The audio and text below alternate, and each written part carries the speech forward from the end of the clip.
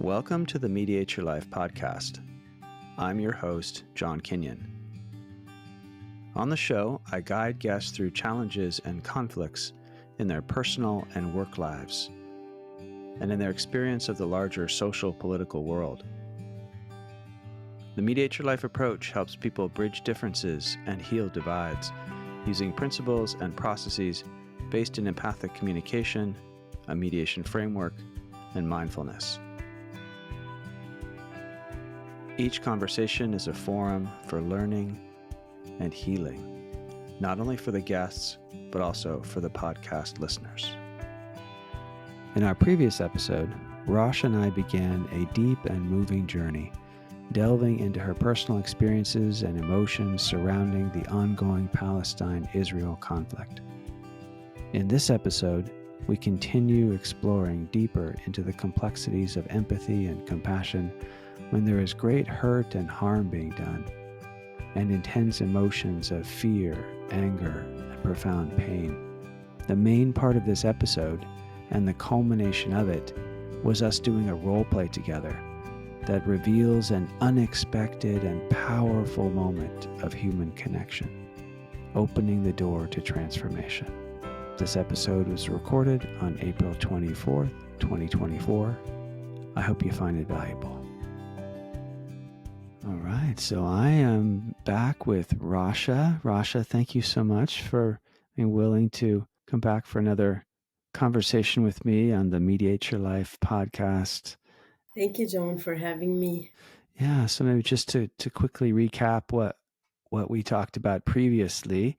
We spoke last conversation about what's happening in Gaza, Palestine, and with Israel, and using this process that's for the attempt to get to compassion for the other when there are lots of judgments or negative images, or sometimes what we call enemy images, which just means we get blocked. Any of us human beings can get blocked from feeling and seeing another with compassion and a kind of open-heartedness. And especially difficult is when we perceive hurt and harm being done, or injustice. So we talked about your feelings around that and your needs, and supporting you to feel heard, to feel empathized with in yourself. And then that's the first step of the process. And then the second step is to see if that first step opens any just desire and space for the empathy. But we were right in that kind of transition point. So I think in this conversation, we're just going to keep exploring that sense of empathy for self, for you, and then seeing if and where that might open to an authentic empathy at different levels for you, and some other things that we can do around that, different, maybe some role playing that I have in mind. So anyways, that's where we've been and where we heading towards. And the third step of this is that it can open possibilities, that empathy, which isn't about agreeing with what we see happening and saying it's okay or condoning it or anything. It's just trying to kind of connect to the human being and the human beings behind actions that are really, really difficult for us, or can be. This process can be used in this case for really, really difficult to experience, and trying to still find the human being there to connect with. And then the idea that if that can really happen, it can open up possibilities that we hadn't thought of before, that like new ideas, new ways of responding, new ways of seeing things. It's a roadmap to try to follow, that when we have this kind of differences and this kind of pain and hurt and trauma, a way through that might open up some new possibilities for responding, for healing, for creating peace, for creating everybody's needs somehow getting met. So that's the hope of being in a process like this. As we talked about before we started, for me, it's just sort of willing to be in the process and kind of trust the process, and it goes wherever it goes. And for you, it's just being yourself and being honest and truthful and just being in it in whatever ways feel right to you. So I just appreciate you being Hmm. willing to continue in this. And my guess is it will be a gift to others to feel supported in how to navigate such a difficult thing. Yeah, thank you. Yeah, yeah. So maybe let's just do a little check in with where you are right now. How are you in this moment? How are you feeling? I can identify pain, sadness, frustration. That after all this time, we are still witnessing what we are witnessing. It's not. It's not easy, and it takes away lots of needs of uh, justice and to be able to change what's going on. So, like I said, it's painful, and it's sad that I'm stuck in this situation. And maybe throughout this process, I will also be able to have an idea on how to navigate through this pain and sadness. At a kind of bodily level, how are you experiencing the sadness, the grief, the I'm scared as well. There's fear. Yeah. yeah, fear? So with those emotions, there's also purely physical, like how you experience that in your body, like sensations. What are you noticing at that level There's always something here. You in know, your heart? when you are Mm-hmm. concerned and or scared, there's something here that does not feel right. Sleeping wise, I don't like. It has been some good time that I'm not having a stable.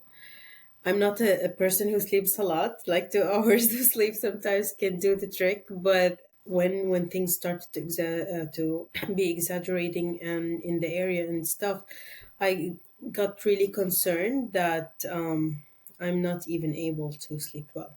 You feel it a lot in your chest, like in your heart area. Yeah, there is Yeah, always something like a block on my chest yeah, that. yeah. There's a lot of tension. Yeah, it seems like my brain is never disconnected. It's always running. Yeah, I want to kind of ground again back also in connecting those feelings in your body to what you need and we all need as human beings. And but again, maybe just so tuning in, if you're willing and feels okay to you, just sort of tuning into that sensation in your chest, in your heart, and maybe just noticing if there are any other sensations or tension or pain anywhere in your body. Just kind of noticing, feeling. Sometimes it's very hard to feel. Yeah, we don't Mm-hmm. want to feel what's so uncomfortable, and yet often that helps us process the emotion or in the feeling if we can feel it with our attention, with our presence, the part of you that can witness and feel and observe and connect to what's going on in you. Yeah, anything else you notice in your body as you do that? It's just that continuous, that continuous pain here. Pain in your chest. Okay. Yeah, you know when you do like this because you're scared or Yeah, concerned like you're or hard to breathe, worried. right? Hard to breathe. Yeah. Yeah. Yeah, and that's something else too when we're feeling emotion or sensation that is big, that to protect ourselves we can numb. We numb how we feel some because it's so that it doesn't overwhelm us, or we go into maybe thinking a lot because then we don't have to feel as much. So those are, if you're experiencing any of that, it's just very natural. So any whatever you can feel, it feels okay to feel. And then connecting that again, we talked a lot about the needs, but just sort of reconnecting to what's important to you in this moment. How would you say it right now? What I'm really hoping for is for that concern and fear and scaredness to stop. And this can only happen when you start to hear some common sense voices coming out in the world and saying, there is a certain situation that we need to deal with it. in a justified way. Like, it's not just because the politics or the powers want it to be in a certain way that we disregard all the injustice and just act upon that. But also, like, when we talk about the scale of justice, and it's a the best metaphor for what needs to happen. We need to balance those scales, and this is the only way I can have this comfort, and I can be sure that this world is moving forward to a good future, and that me or my children are more safe in this world. This is one of my fears. Like, what I'm seeing right now, a smallest mistake can take us to a place of no return, right? And I think all the good people around the world, that they are trying to do something to contribute to a, a better future, or to contribute for us to last as human beings, are being ruined just because there is politics, just because there is, I don't know, people around the world that does not, like, who have the voice or who are able to deliver their voices, are not talking common sense. If these voices that are taking actions or making decisions on the humanity behalf does not get more rational, and does not think about how we are going to survive as human beings versus who wins, it's so scary. It's so scary. You're Yeah. so scared of what could happen at this point with the amount of destructive power that we have. And Yes. I think you're talking about the leaders, people in leadership roles that are at the political positions, government positions, military positions, and how you would want to hear and see things different from those that seem more rational. I think you use that word in the sense like to see what how do we really want to live on this planet and not destroy each other and destroy the Yeah, planet. Yeah. Yeah. exactly. I heard the need to feel safe, to feel some comfort, like some comfort in your, maybe a sense of security. Is it you're saying too, just like kind of wanting that for everybody to on this world? Yeah, because I can't survive by myself. And this is a big piece of the globalization and how we shifted after World War II, from being individual countries, each country is responsible for their own future, to each country has their own leadership and their own decisions, but eventually they live under the same umbrella. So it's and this is globalization basically. And now I cannot think about me as an individual without thinking about the surrounding incidents or the surrounding people. All those leaders who are talking about this this issue or that issue on a global level, you don't hear the voice of common sense or somebody that is understanding that you cannot survive by yourself. We need to collectively survive in order for us to get into peace and harmony. And you cannot do that on the account of others, which is part of the conflict that is going on in the Middle East right now. They are trying to make a specific group of people survive on the account on the other of the others people. Like, I cannot live with John in the same house, and I will take the entire house and only give you one room. We are not surviving this way. It's not survival. It's me dominating you, and you don't have enough space to thrive and to contribute to the world. Is this what you're saying? To get to peace, to get to safety and security, that just what you want to see and hear is this kind of getting at how we need to treat each other, people, nations, countries, and I'm really scared if we don't do that, what will happen? Yes, yes, Yeah. yes. And at this point, this is what really matters. I can put all what's going on in me on a personal level aside when it comes to this major concern.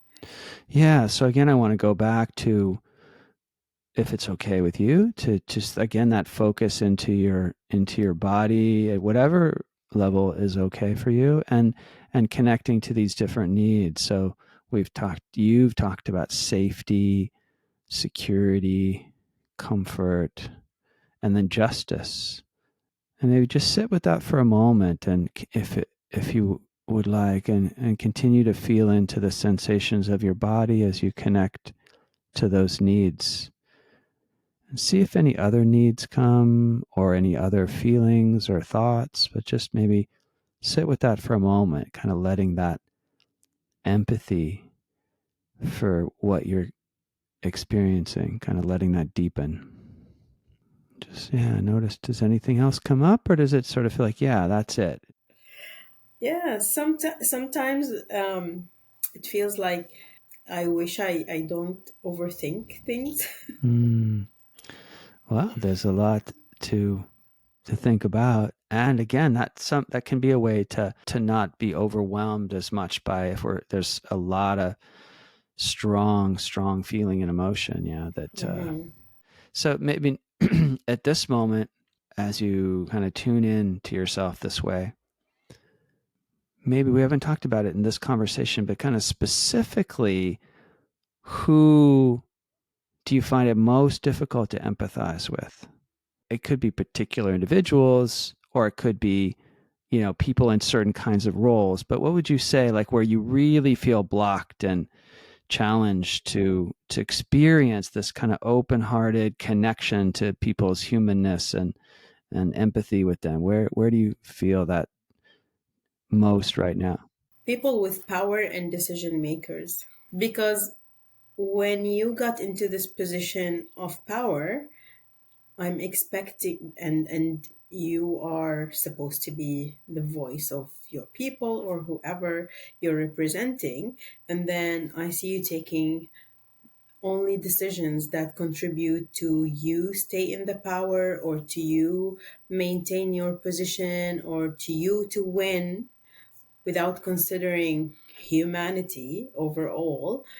I can't empathize with any decisions you're making because it's not coming out from humanitarian aspect. It's only coming on. It's either us or them positioning. Right. So the leaders that you see in that mindset, operating from that level of consciousness, so to speak. I don't care, or I care less about who's dominating the world. I don't care, right? As a human being, what I care for is who's contributing to the greater good. So instead of that mindset, looking at everybody's well-being and survival, and not just winning and having power, but how everybody Yes. can flourish in the world. Yeah. The leaders, the political leaders, the different kinds of leaders that are contributing to this. What happens now, as you if you try to empathize with that, with which does not mean agree with, which clearly you're terrified about that way of thinking and that way of acting. If we're just focusing on finding the human beings behind these actions that you're so feeling so much emotion about and unmet needs. So what happens for you when you go there right now? What comes up? What do you notice?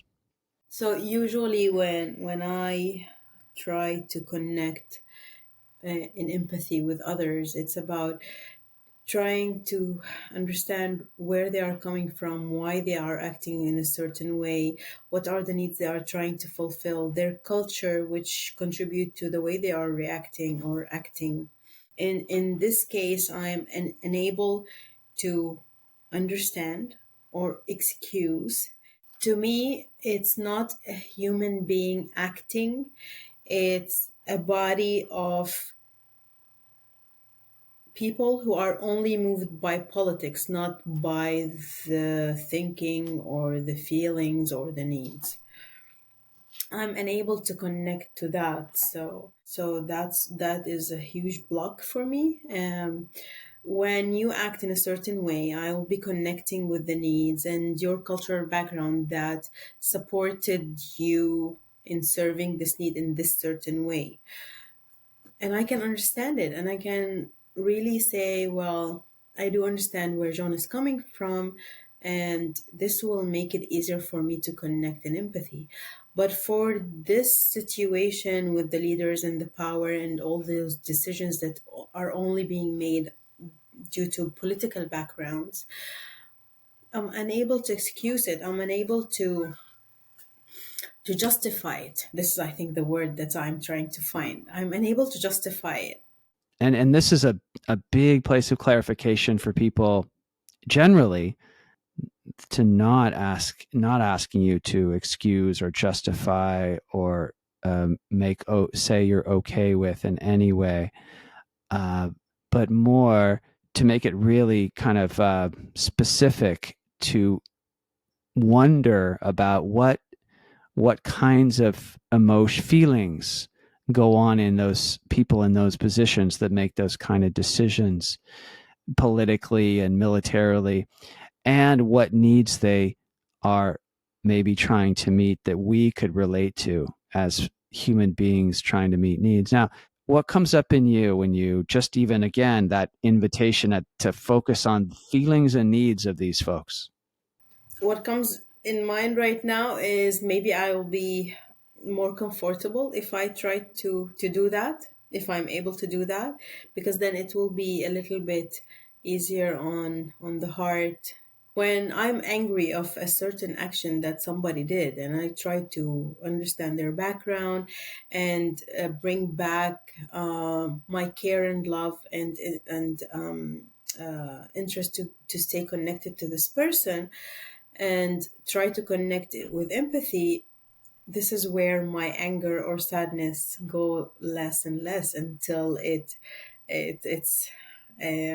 transfer into different feelings, right?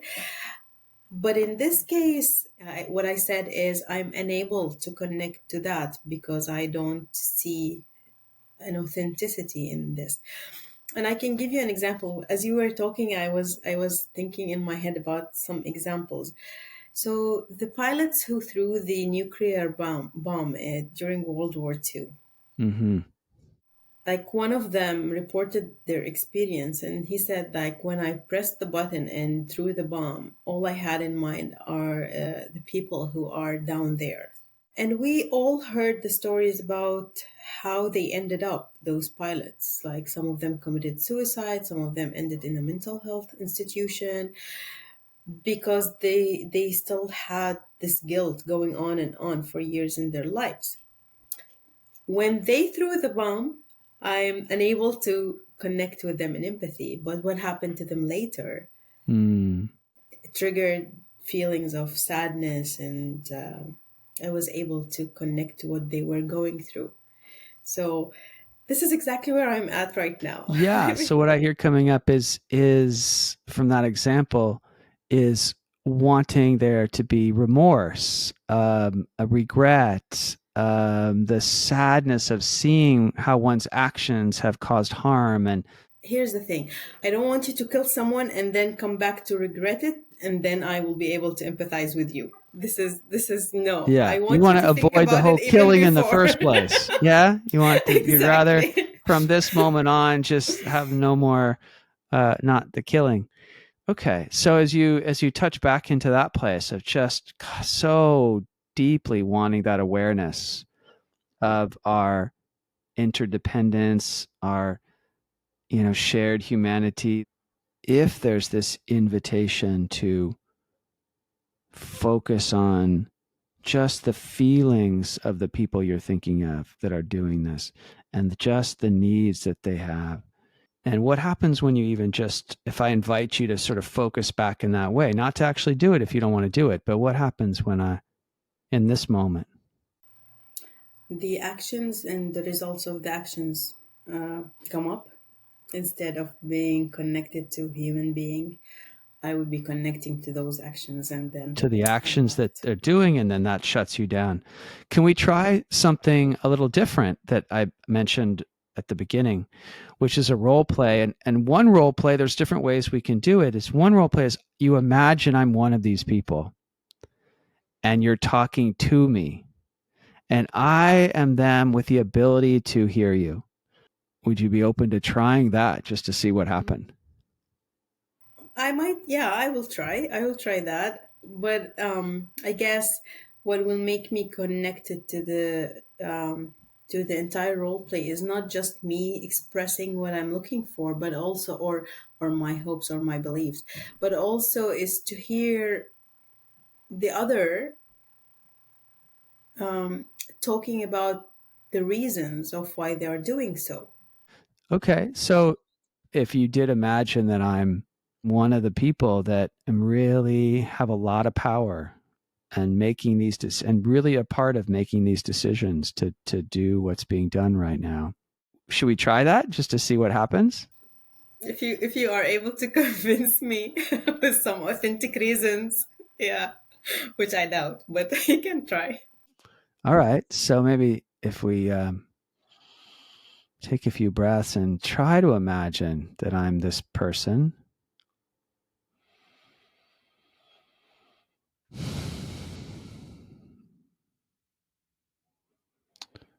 Okay, so I'm one of these people, and so if your question is why am I doing it? Why am I doing part of this?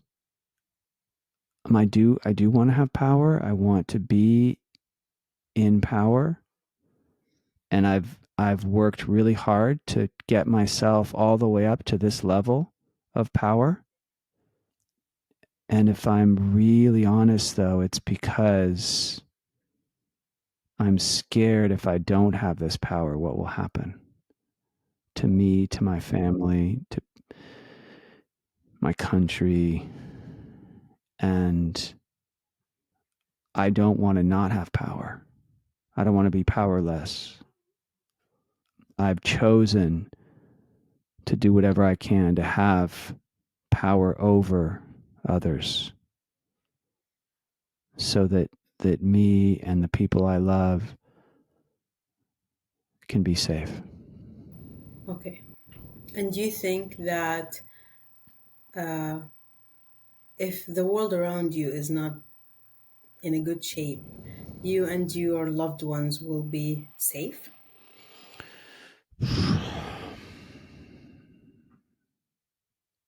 That's something I try not to think about.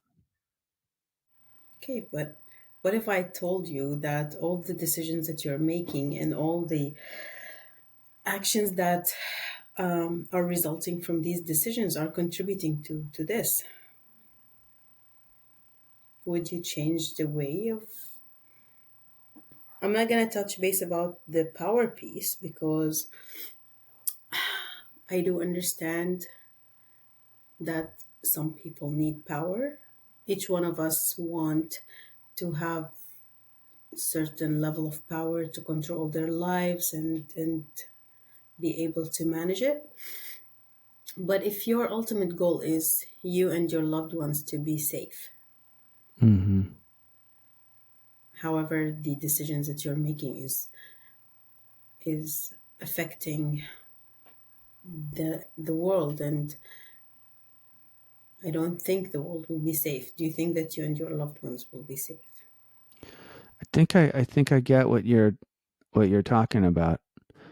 And it's really hard for me to think that way because for so long, really my whole life, the way I've thought is that either you have power over other people or they have power over you. And it's hard for me to see any other reality. That's the reality I live in. And I've just committed my whole life to trying to make sure that I'm in positions where I have the power. And that feels more safe to me. I think I get what you're saying, that unless everybody is safe, then there's a way that, there's always that danger, like what's happening in with Palestine, and with feeling so unsafe in certain ways. Just my way of thinking is that the only way to be safe is to have tremendous power and wield and use that power over other people to try to be safe. It's really hard for me to think in the way you're asking, but I think it's like I see it, but it seems so far away. And what feels more real is I I have to dominate in order to be safe. Okay, can you define this power? Well, that's that. There's a lot of if I'm really honest, there's a lot of guilt in me that I don't allow myself to feel, because what that requires is a lot of people getting killed and a lot of damage that's done. And I tell myself that's just the reality of the world. And either you're in a position where you're doing that to other people, or it's being done to you, being done to me and my people and my family. Yeah. So, from your definition to power, or from what you just explained, I'm hearing that your definition of power is your ability to hurt people and your ability to protect yourself from being hurt. So, this is the Yeah. power you're looking for, to be able to Yes. hurt people so you won't be hurt. Yes. Yes. Yeah. And I try not to focus on the the people that are getting hurt and killed and what's happening to the lives of people. And this is the only form of power that you would be more comfortable with? Hmm. Why I'm being quiet is that I'm feeling the strength of the wanting to have that kind of power, but I'm also feeling the guilt of what that does to people. And I think you're asking if I would be willing to do something different. Is that right? No, I'm trying to understand your understanding of power, because to me, power is to have the ability to prevent myself and others from being hurt or harmed. But your understanding of power is I'm willing to hurt other people just not to be hurt. Yeah, but you think it sounds like you're thinking that inevitably I will be hurt, and or my people, my what I care about will be hurt.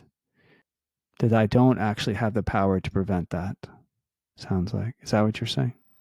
If you kept seeing the power from this perspective, either me or them, then yes, this is what I'm thinking. But still, I cannot, like, I'm trying to understand where you got this like, being powerful means that you have the ability, like Superman, this is powerful. Superman Mm. never hurt others. And unfortunate for people like you try to do this propaganda of Superman being the powerful person who defend the weak and to save people from harm. And most of my generation and the generations before grew up on this idea. So when you talk about having power, but you put it in a way that you are able to hurt people just so you and your country and yourself and your loved ones to be safe, this is where I think the differences of understanding power and beliefs comes from. And this is where I'm unable to understand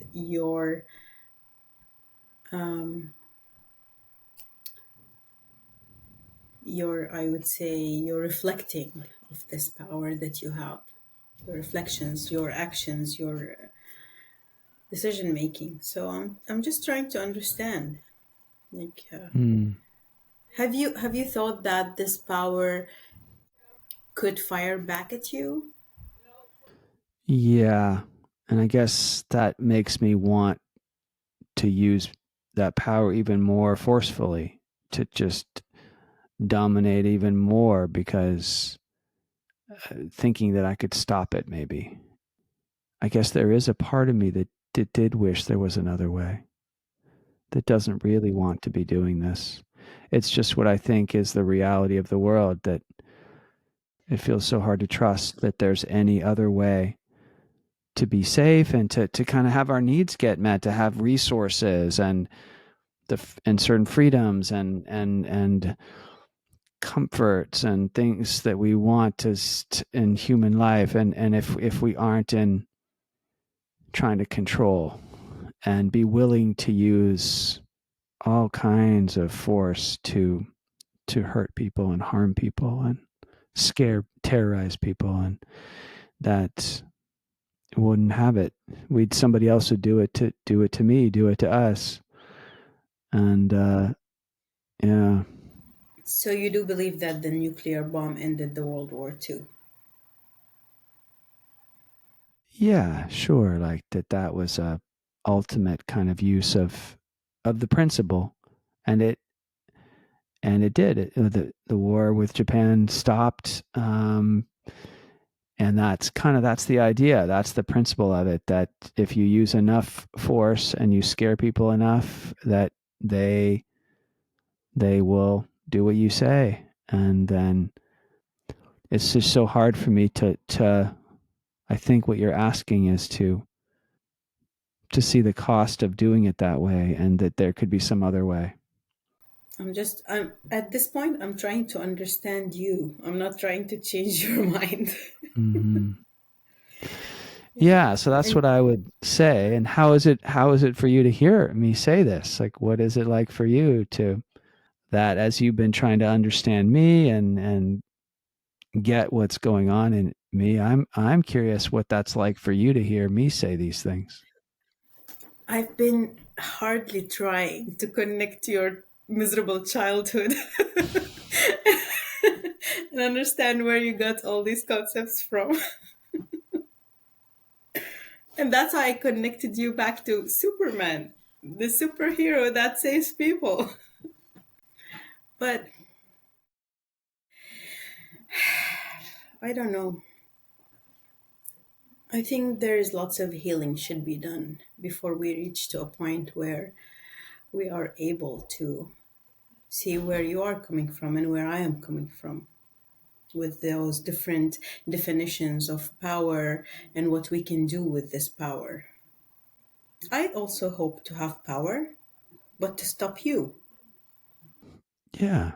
So I can hear that. And yeah, and to stop you from causing harm, and not for me on an individual level, but for us to survive.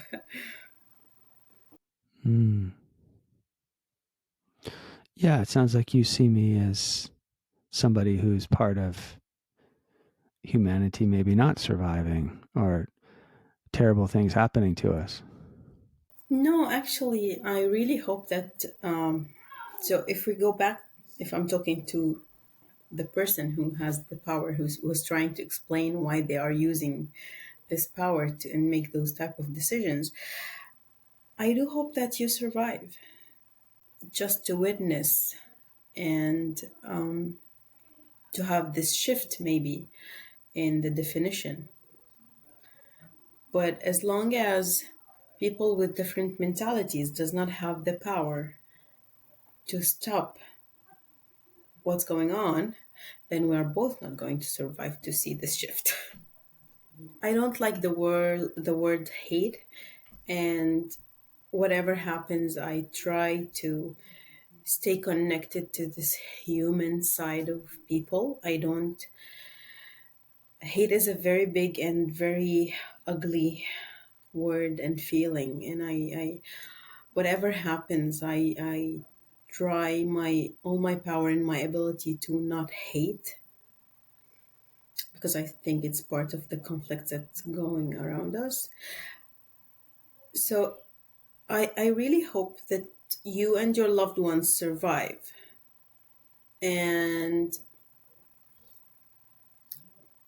to see future, more flourishing future, but not by yourself, or not to are with who you are representing, but the entire universe. And maybe then, with the power that you gained and your experience, and then this shift that happened, you will be able to do something different and contribute to the good. Who knows? Hmm. You're really doing your best to not hate me. And in fact, you can really connect to you don't want me to be destroyed, or what I'm protecting to be destroyed, and my family and all that. You want me to thrive, and the all the people I care about to thrive.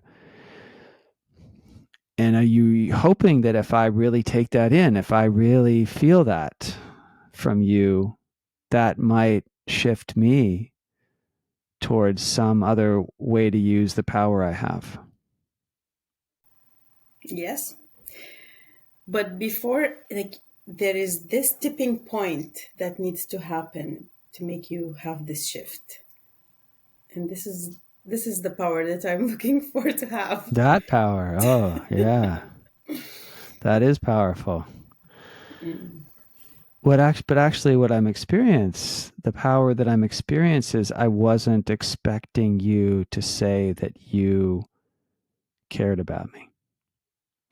What I would have expected is what I would say to you and others like you, that it's regrettable, but if you need to be killed or die, or all the people, like, if that's what needs to happen for me and us to feel in control and powerful and everything that we want, that you just have to maybe die. Yeah, that's just the way it is. But then when you said you actually don't want that for me, that was that surprised me. And I'm being so authentic. Like, if I had somebody who's really representing this power in front of me, and I don't want you to die. I just hope to see this shift happening with how you perceive power and what power can do differently. Yeah, what I'm saying is there's a power I just felt by you surprising me, because I really, given what I've said and what I'm willing to do and all the things I have done, that you would still want me to be okay.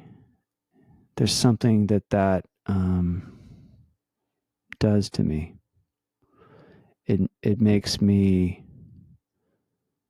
care more about you and less willing for you to be harmed. Because even though you have every right to want me to be harmed and want me to die and everybody I care about to die, like, that to me is just the world I live in. Like, that's what we do to each other, and it's just the way it is. But then when you just said what you said, something changed. I guess after all, we both want to survive. It's how we are trying to accomplish this, is what different is different. I still cannot be empathetic with what you're doing and the decisions and your use of power. But yeah, I don't want anybody to be harmed. Not from your side, not from my side. Mm. And I don't see it ending if you die or if you are harmed, because somebody else will be in your place and will do the same. Versus if you had this shift, in how you perceive your power and try to use your power to influence others, then maybe this will create some change, some authentic change, some sustainable change.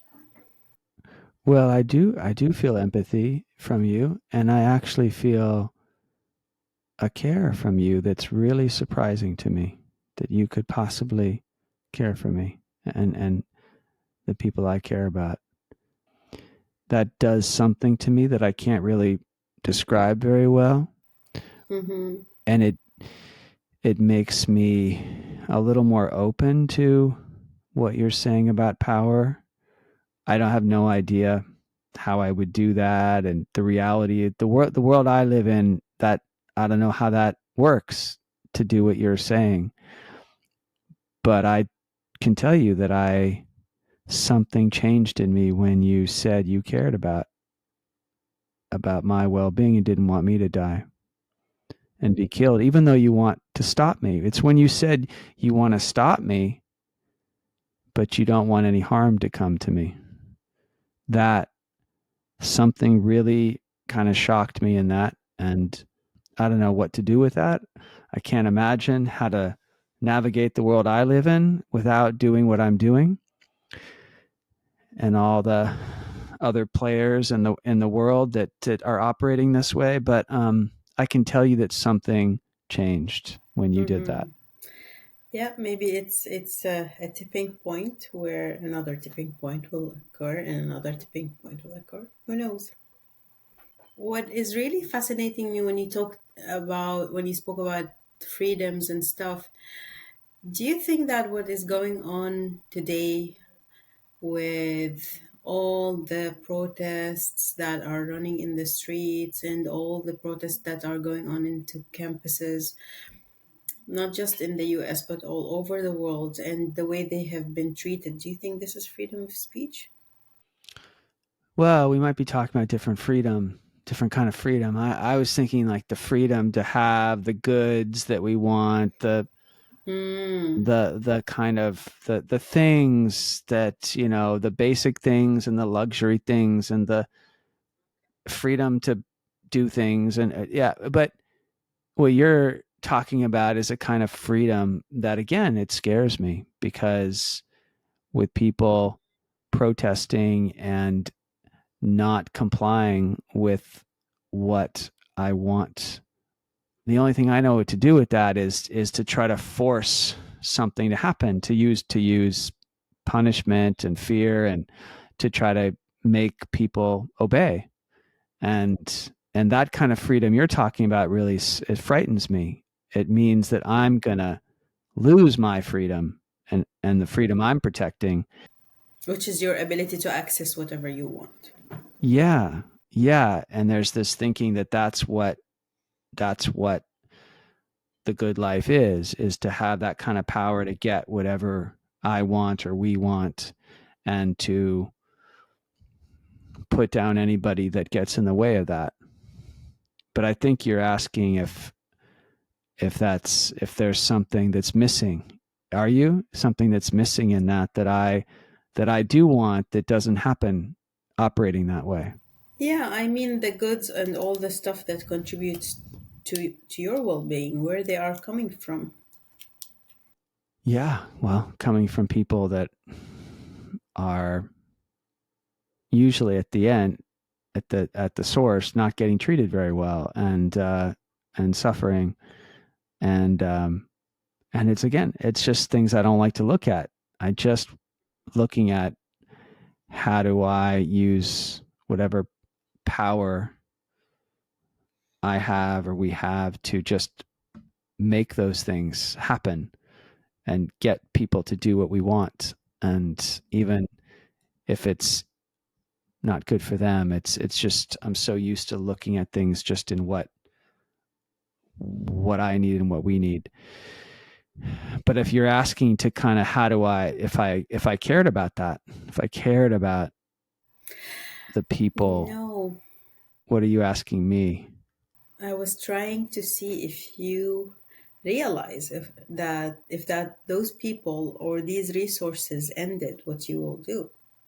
Yeah, I guess I just have this because there's always been enough people to get to do those things and forced to do those things. And there's this, it sounds so terrible to say it, but um, yeah, that there's just kind of this way to use people and get people, make people do things and be, as long as you're in a place of power like I am, then can, there's this endless supply of people that we can.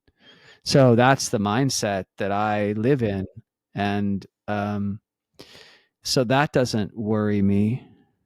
It's more the guilt. If I think about the things you're asking me to think about, I don't like the way that I feel. And I don't want to look at that. And I want to feel that because I just want to focus on getting what I want to get. What would you do if your children had bosses who think the same way? Yeah, I wouldn't like that. It's true.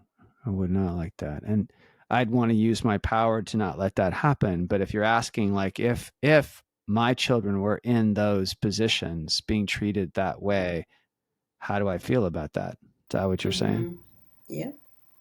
And then you'll use your power, which I agree you will. But then what? I'm expecting somebody in your position to have intelligence and to be able to do planning and have some experience in development. And I do understand that sometimes people in your position use all those skills to focus on individual or just narrow accomplishments that will save them. But what I'm not understanding is how you are not able to see that if we survived by ourselves, that does not mean that we survived. Because so I'm just trying to understand the mentality, Mm. the brain set. Mm, I think it's just this mindset that as long as we are in control, then that's better. Either it's that or I'm the one getting killed or in a terrible condition and being oppressed. And And why you are assuming that? that's my experience actually of the world. The world like is a really violent place where people, unless you're family, unless you're like friends and family, like that's what the rest of the world does. And that's just kind of the world I live in. Mm. But but I want to come back to though is when you didn't treat me that way, that something shocked me in that a bit, and something opened a little bit, like there was a crack in me. And I wonder, how is it for you to know that? How it makes me feel like I'm scared to feel anything right now because like I can sense some authenticity with being connected with me on a human level, and I'm trying to disconnect everything and just connect with you on a human level. But I guess I'm scared to be happy or to be a little bit less angry and sad, because what we have here is a first step, and unless it contributes or it develop to some change of actions, I'm unable to be comfortable or happy or even a little bit satisfied. I'm unable to do that, Yeah. being Yeah. realistic. But I'm glad that we were able to connect on a human level at this. Yeah. Because basically, what happened is I would have a much harder time being okay with something happening to you because now I feel there's a connection with you because you cared about me. I see you as another human being now, not just somebody to dominate and exploit or whatever needs to be done. Yeah. So maybe then your question is what does that lead to? Like what? Yeah, I guess here's where an action from your side is requested. Like, are you willing to take this crack into a next level where we can share experiences, or where I can show you other opinions and connect you with others with different perspectives? And are you willing to listen to those opinions? Hmm. Yeah, I don't, I don't know about all that. And I just know that's what happened in that moment, and that now you're not just somebody I could be okay with being killed or harmed. Maybe we sit with that for a moment or a little bit. And if I'm this person, is there anything else you would want to hear from me or have me hear from you just on this sort of human to human level? Or do you feel like complete? Do you feel complete with us talking right now? Yes, and I think I started to be able to reduce the levels of anger and sadness to a certain, like just a little bit, that much, because I was able Mm. to connect with you as a human being. Mm. Mhm. So, how about I be John again? Yes. And thanks for being willing to do that. That was actually pretty powerful for me to do. Actually, I haven't played a role like that in that way, I don't think. In a way, actually, what we did is we sort of jumped to, we went, in my mind, to a different map, a map of reconciliation and healing that has 4 steps. And we kind of jumped to the third step where you were kind of asking me about my motivations and why I do things. And but anyways, the other parts, the other steps came in there as we went in it. But it was an interesting way that you wanted to engage in that conversation. So I'm curious. Yeah, is there anything else about where you ended up? The reason why I asked you as the second person to try to explain yourself is because I really don't understand your background. I really don't understand where are you coming from, and this is a huge part of why I'm unable to go there.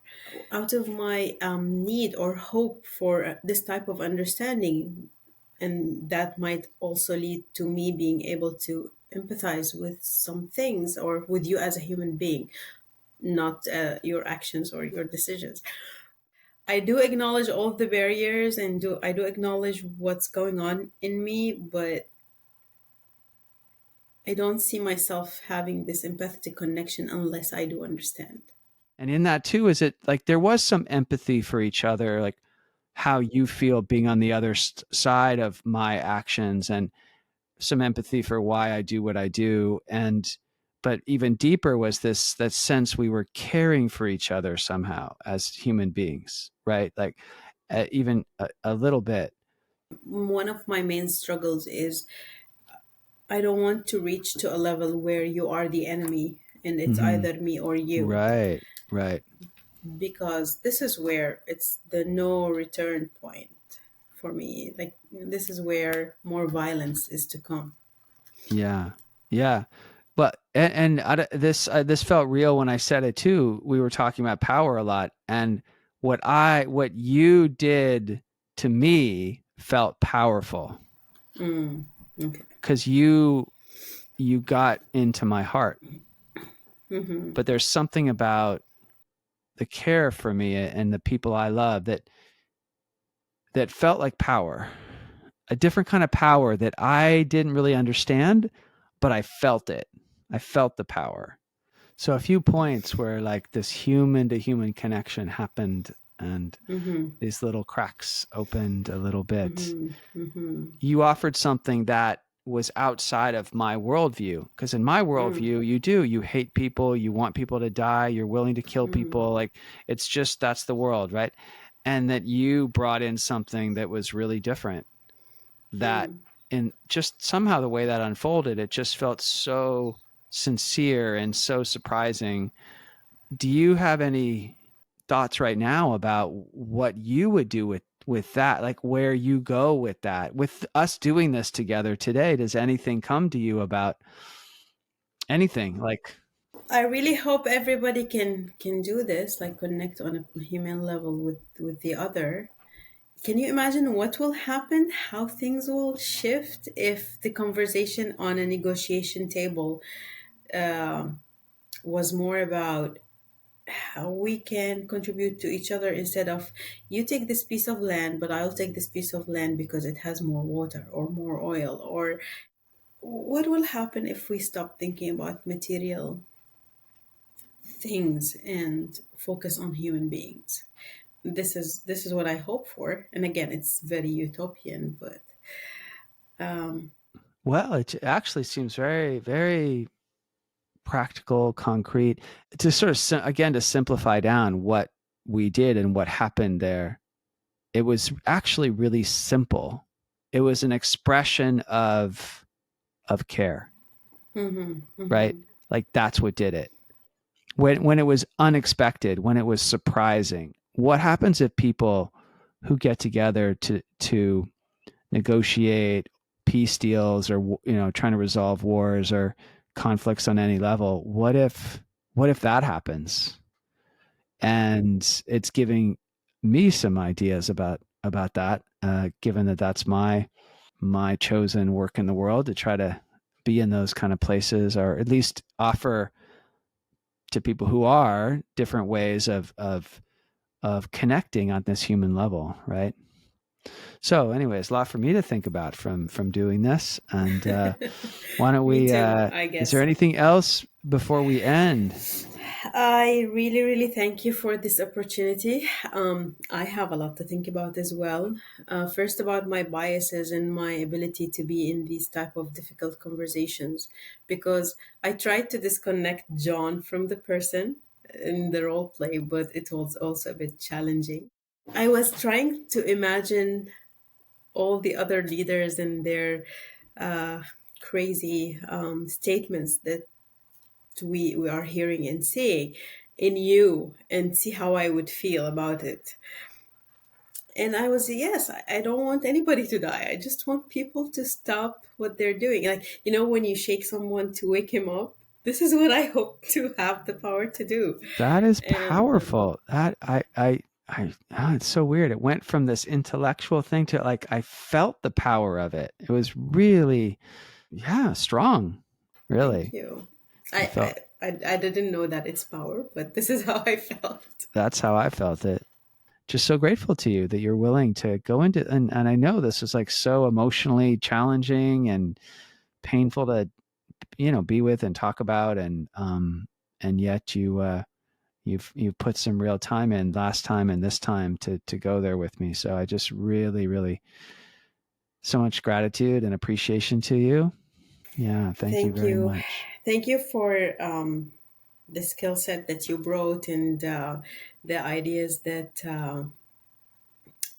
you triggered me to think about, and the questions, your skill, your experience. I'm always grateful, and it's also a huge learning opportunity for me doing this.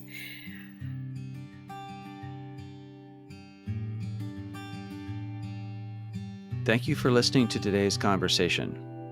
If you enjoyed this episode, I invite you to subscribe to the Mediate Your Life podcast and follow me on LinkedIn and Instagram at John Kenyon. You can also download the Mediate Your Life app to practice these principles in your own life. With love, empathy, and care, I'm John Kenyon. Thank you for listening.